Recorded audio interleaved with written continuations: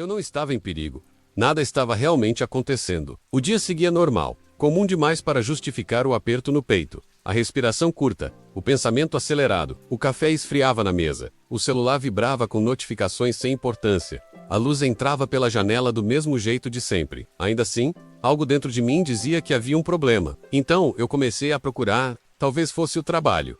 Talvez uma conversa antiga, talvez um erro que eu ainda não tinha cometido. Quanto mais eu pensava, mais motivos surgiam. Era como se minha mente dissesse em silêncio: se você ainda não encontrou o perigo, eu crio um.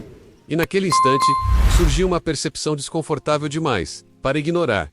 Meu cérebro não estava tentando me machucar, ele estava tentando me proteger, só que estava fazendo isso da pior forma possível. E se eu te dissesse que boa parte dos problemas que você enfrenta não são reais, que eles não estão acontecendo agora, não estão batendo à sua porta, mas vivem sendo ensaiados dentro da sua cabeça como se fossem inevitáveis? E se eu te dissesse que a ansiedade, o medo constante, a sensação de estar sempre atrasado em relação à própria vida, não são falhas de caráter nem falta de força, mas um sistema de proteção antigo funcionando fora de controle? O mais assustador não é isso. O mais assustador é perceber que quanto mais você tenta afastar esses pensamentos, mais eles se fortalecem. Porque o cérebro interpreta a resistência como confirmação de perigo. O cérebro humano nunca teve como missão principal te fazer feliz. Ele nasceu para te manter vivo, em um mundo onde qualquer barulho poderia significar um predador, onde qualquer hesitação podia custar a vida. Sobrevivia quem imaginava o pior cenário antes de todos. Pensar no perigo primeiro era uma vantagem. O problema é que o mundo mudou, mas o cérebro continuou preso nesse modo de alerta. Hoje, ele reage a uma mensagem não respondida como se fosse uma ameaça real.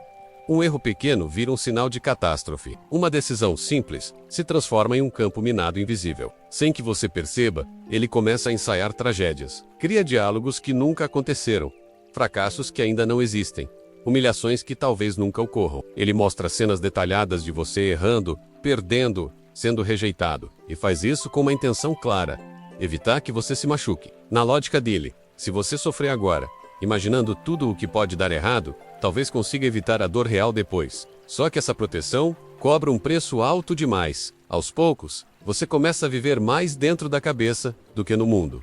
Começa a confundir, pensar com agir, planejar, conviver. Quantas vezes você já desistiu antes mesmo de tentar? Quantas mensagens ficaram na caixa de rascunho? Quantos projetos morreram ainda no pensamento? O cérebro olha para isso e conclui satisfeito o perigo evitado. Mas o que ele não percebe é que, junto com o perigo, ele também eliminou a vida. Existe um momento silencioso em que a proteção vira sabotagem. É quando você deixa de se mover não porque algo deu errado, mas porque algo poderia dar errado. Volca não muda, não fala, não arrisca, não se expõe. Não por covardia, mas porque sua mente já te mostrou todas as formas possíveis de fracassar. E mesmo que nada tenha acontecido, você já se sente cansado, ferido, derrotado. Seu corpo reage como se tivesse vivido tudo aquilo de verdade. Teve um dia em que eu parei de lutar contra isso. Estava exausto de tentar pensar positivo, cansado de me culpar por sentir medo, por não conseguir simplesmente relaxar.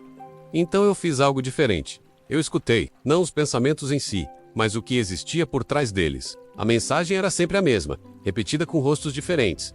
Não se machuque, não passe vergonha, não perca, não sofra. Era como ouvir a voz de alguém que me ama demais, mas não confia no mundo.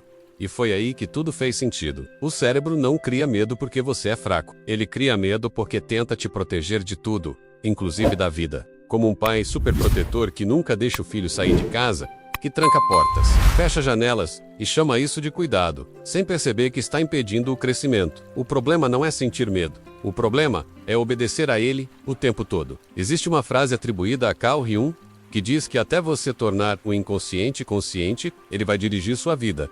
E você vai chamar isso de destino. Quantas vezes você já disse: eu sou assim mesmo? Não é para mim? Sempre foi assim? Talvez não seja destino. Talvez seja apenas um cérebro antigo, tentando te manter seguro em um mundo que não existe mais.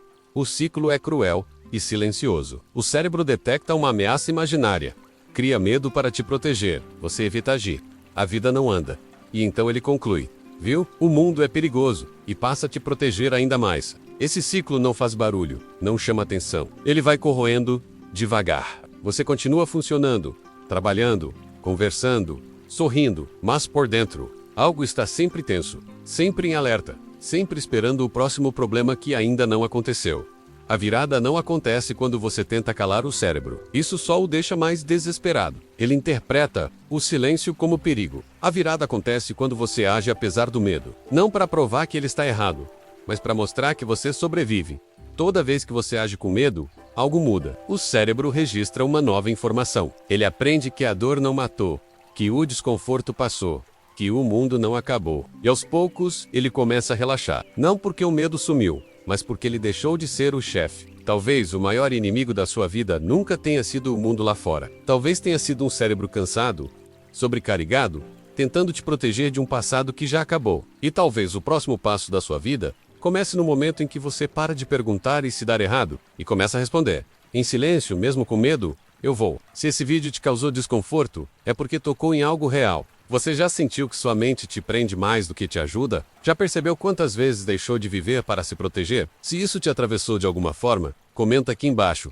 Compartilha com alguém que vive em guerra com a própria cabeça. E se inscreve no canal, mas só se tiver coragem de encarar aquilo que sua mente tenta esconder. Porque às vezes, o maior perigo não está no mundo, está na guerra silenciosa que acontece aí dentro.